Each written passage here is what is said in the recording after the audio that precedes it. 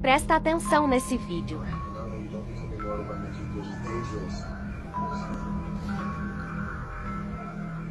De repente, uma sombra surge da parede e desaparece. Esse vídeo foi filmado pela câmera de segurança. O que você acha? Lembra um pouco uma criança? Nesse outro vídeo, a pessoa foi filmar uma colmeia de abelhas que havia surgido na casa do vizinho. A casa estava abandonada desde que ele faleceu. Porém, ele acaba gravando algo sinistro e assustador. Viu? Olhe com atenção. O dono do vídeo conta que só foi perceber a presença ali quando enviou o vídeo para um amigo.